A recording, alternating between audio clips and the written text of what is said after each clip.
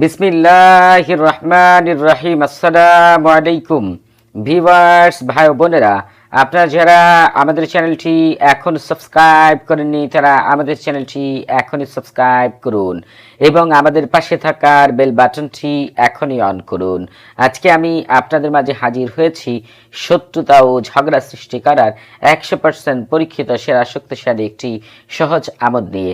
যে সকল ভাই ও বোনেরা খুবই সহজে দুই শত্রুর মধ্যে শত্রুতা সৃষ্টি করতে চান, দুই ব্যক্তির মধ্যে ঝগড়া সৃষ্টি করতে চান, দুই ব্যক্তির অবৈধ সম্পর্ক সারা জীবনের জন্য ধ্বংস করতে চান, সেই সকল ভাই বোনেরা জীবনে একবার হলেও এই আমলটি করে দেখবেন। এমন আশ্চর্য ফল পাবেন যা আপনি চিন্তাও করতে পারবেন না। এই আমলটি করার পরে নিজের চোখেই দেখে নেবেন এতদিনের সম্পর্ক এত তাড়াতাড়ি কিভাবে ধ্বংস হয়ে যেতে পারে। যে দুই ব্যক্তির জন্য এই আমলটি করবেন সেই দুই ব্যক্তি নিজেদের মধ্যে মারামারি লেগে যাবে, কেউ কারো চেহারা দেখতে চাইবে না, একে অপরের জানের দুশ্মন হয়ে যাবে। একজন যে রাস্তা দিয়ে চলবে আরেকজন সেই রাস্তা দিয়ে চলবে না, একে অপরের ক্ষতি সাধনে সবসময় ব্যস্ত থাকবে। একজন আরেকজনের ব্যাপারে অপরের কাছে বদনাম করবে এবং বলতে থাকবে এর চাইতে খারাপ লোক আর হতে পারে না। কোনো কারণে যদি তাদের দেখা হয়ে যায় তাহলে সাথে সাথেই তারা মারামারি লেগে যাবে। এই নকশার জিন তাদের মৃত্যুর আগ পর্যন্ত কখনোই একত্রিত হতে দিবে না। আপনারা এই চমৎকার আমলটি কিভাবে করবেন আমি আপনাদের দেখিয়ে দিচ্ছি।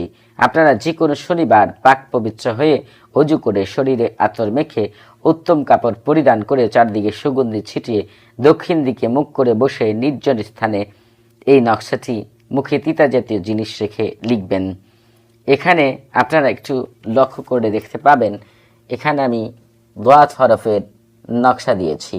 এখানে আমি 10 বার এই হরফটি লিখে দিয়েছি, কিন্তু আপনারা এখানে মোট এই হরফটি 80 বার লিখবেন এবং এরপর আপনারা যাদের বিরুদ্ধে এই আমলটি করবেন তাদের নাম এই নকশার নিচে এভাবে লিখবেন।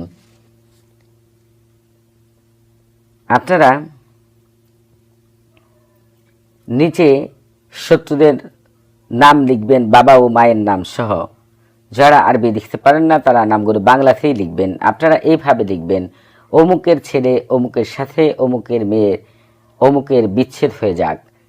এইভাবে যারা দুইজন ছেলের বিরুদ্ধে আমলটি করবেন তারা বলবেন অমুকের ছেলে অমুকের সাথে অমুকের ছেলে অমুকের বিচ্ছেদ হয়ে যাক। এই কথাটি নিচে বাংলাতেই লিখে নেবেন। নকশাটি লেখা শেষ হলে নকশাটি আপনারা যে কোনো একটি শত্রুর বাসা অথবা দুইজন শত্রুর বাসায় দুইটি নকশা পুঁতে দিবেন। একটি নকশা পুরাতন কবরের মধ্যে ফেলে দিবেন। এরপর আপনাদের আর কিছুই করতে হবে না। ওই দুই ব্যক্তি মৃত্যুর আগ পর্যন্ত কখনোই একত্রিত হতে পারবে না এবং নিজেদের মধ্যে কোনোদিনই মিল হবে না। আপনারা এই আমলটি করার আগে অবশ্যই